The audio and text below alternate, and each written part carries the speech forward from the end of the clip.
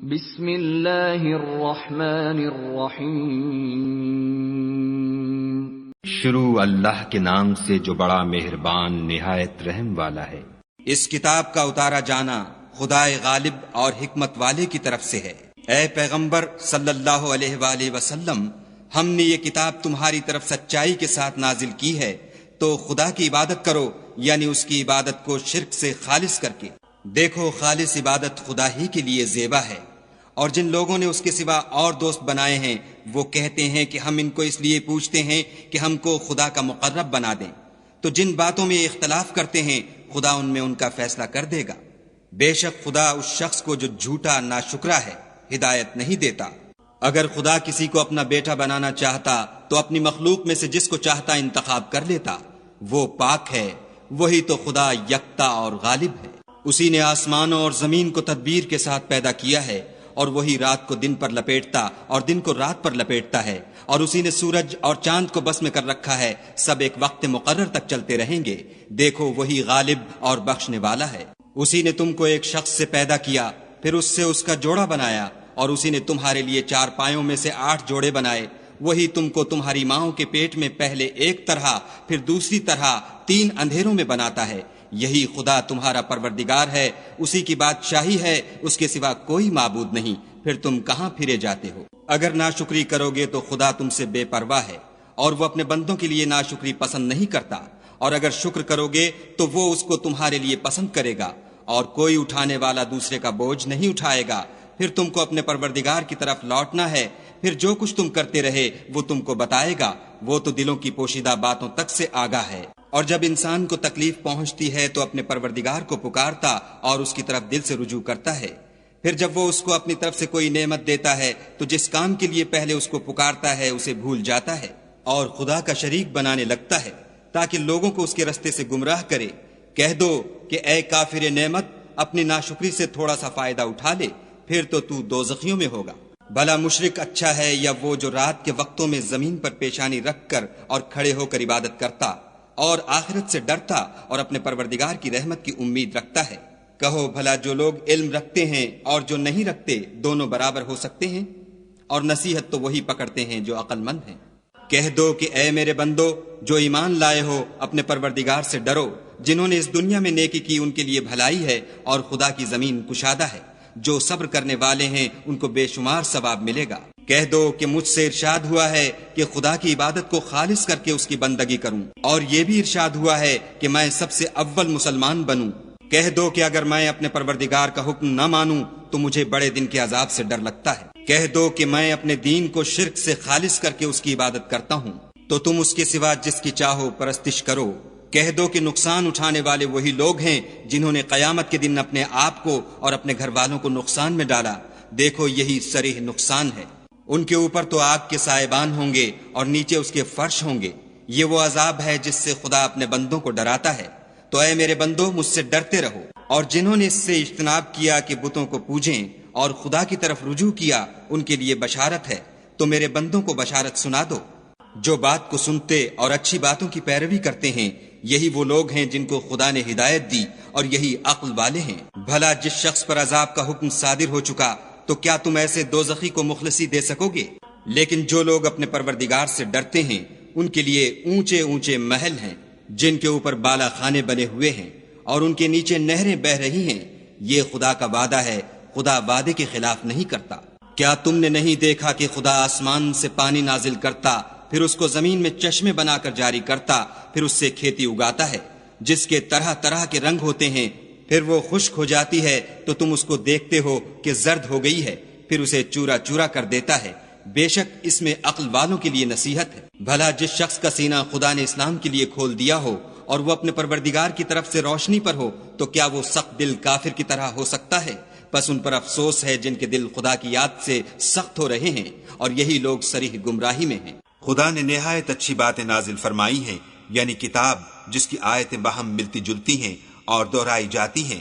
جو لوگ اپنے پروردگار سے ڈرتے ہیں ان کے بدن کے اس سے رونگٹے کھڑے ہو جاتے ہیں، پھر ان کے بدن اور دل نرم ہو کر خدا کی یاد کی طرف متوجہ ہو جاتے ہیں۔ یہی خدا کی ہدایت ہے، وہ اس سے جس کو چاہتا ہے ہدایت دیتا ہے، اور جس کو خدا گمراہ کرے اس کو کوئی ہدایت دینے والا نہیں۔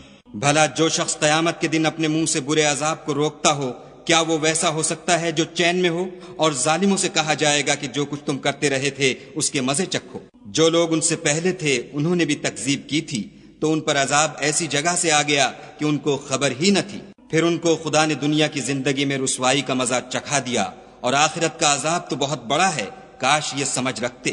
اور ہم نے لوگوں کے سمجھانے کے لیے اس قرآن میں ہر طرح کی مثالیں بیان کی ہیں تاکہ وہ نصیحت پکڑیں۔ یہ قرآن عربی ہے جس میں کوئی عیب اور اختلاف نہیں تاکہ وہ ڈر مانیں۔ خدا ایک مثال بیان کرتا ہے کہ ایک شخص ہے جس میں کئی آدمی شریک ہیں، مختلف المزاج اور بدخو، اور ایک آدمی خاص ایک شخص کا غلام ہے، بھلا دونوں کی حالت برابر ہے؟ نہیں، الحمدللہ، بلکہ یہ اکثر لوگ نہیں جانتے۔ اے پیغمبر صلی اللہ علیہ وآلہ وسلم، تم بھی مر جاؤ گے اور یہ بھی مر جائیں گے، پھر تم سب قیامت کے دن اپنے پروردگار کے سامنے جھگڑو گے اور جھگڑا فیصل کر دیا جائے گا۔ تو اس سے بڑھ کر ظالم کون جو خدا پر جھوٹ بولے اور سچی بات جب اس کے پاس پہنچ جائے تو اسے جھٹلائے؟ کیا جہنم میں کافروں کا ٹھکانہ نہیں ہے؟ اور جو شخص سچی بات لے کر آیا اور جس نے اس کی تصدیق کی، وہی لوگ متقی ہیں۔ وہ جو چاہیں گے ان کے لیے ان کے پروردگار کے پاس موجود ہے، نیکوکاروں کا یہی بدلہ ہے، تاکہ خدا ان سے برائیوں کو جو انہوں نے کی دور کر دے اور نیک کاموں کا جو وہ کرتے رہے ان کو بدلہ دے۔ کیا خدا اپنے بندے کو کافی نہیں؟ اور یہ تم کو ان لوگوں سے جو اس کے سوا ہیں یعنی غیر خدا سے ڈراتے ہیں، اور جس کو خدا گمراہ کرے اسے کوئی ہدایت دینے والا نہیں، اور جس کو خدا ہدایت دے اس کو کوئی گمراہ کرنے والا نہیں۔ کیا خدا غالب اور بدلہ لینے والا نہیں ہے؟ اور اگر تم ان سے پوچھو کہ آسمانوں اور زمین کو کس نے پیدا کیا، تو کہہ دیں گے کہ خدا نے۔ کہو کہ بھلا دیکھو تو جن کو تم خدا کے سوا پکارتے ہو، اگر خدا مجھ کو کوئی تکلیف پہنچانی چاہے تو کیا وہ اس تکلیف کو دور کر سکتے ہیں؟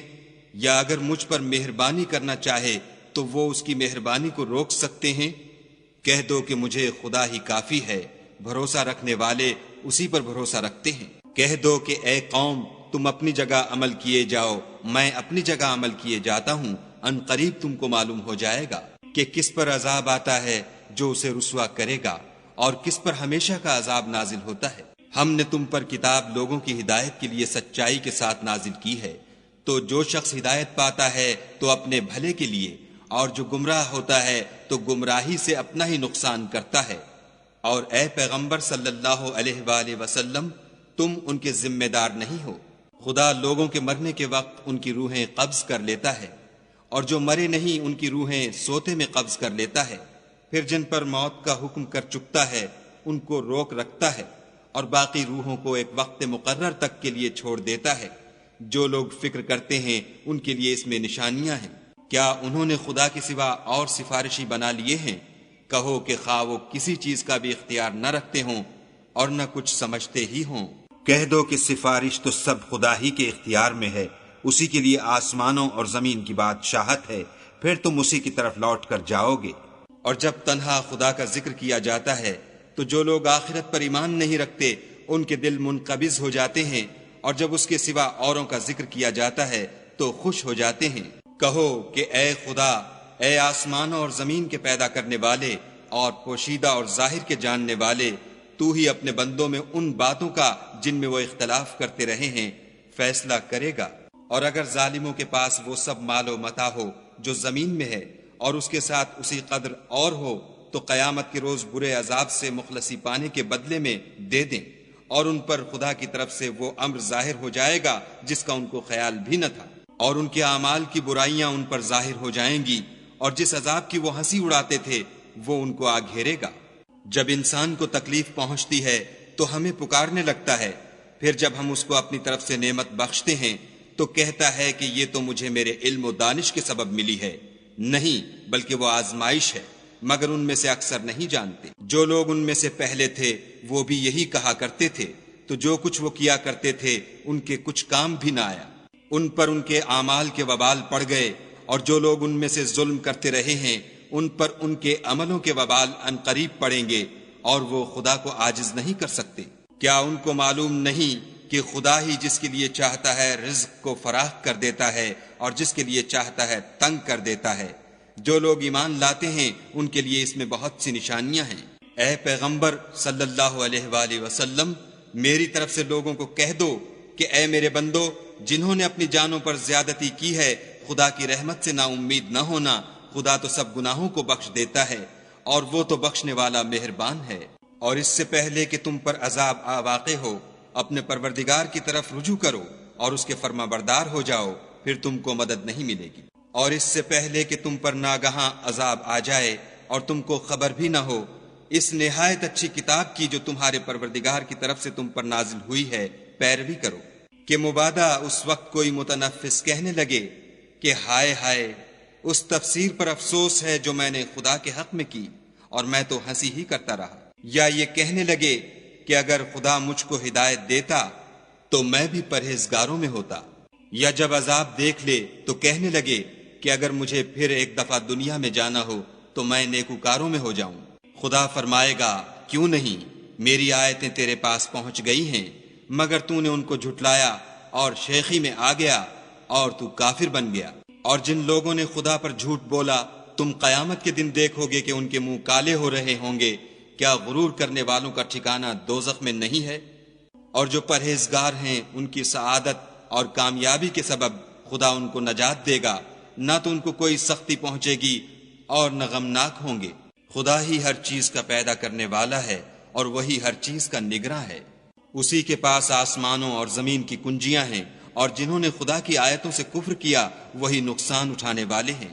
کہہ دو کہ اے نادانو، تم مجھ سے یہ کہتے ہو کہ میں غیر خدا کی پرستش کرنے لگوں، اور اے محمد صلی اللہ علیہ وآلہ وسلم، تمہاری طرف اور ان پیغمبروں کی طرف جو تم سے پہلے ہو چکے ہیں یہی وحی بھیجی گئی ہے کہ اگر تم نے شرک کیا تو تمہارے عمل برباد ہو جائیں گے اور تم زیاں کاروں میں ہو جاؤ گے، بلکہ خدا ہی کی عبادت کرو اور شکر گزاروں میں ہو۔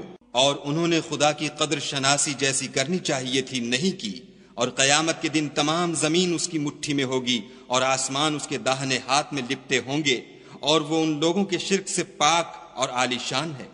اور جب سور پھونکا جائے گا تو جو لوگ آسمان میں ہیں اور جو زمین میں ہیں سب بے ہوش ہو کر گر پڑیں گے، مگر وہ جس کو خدا چاہے۔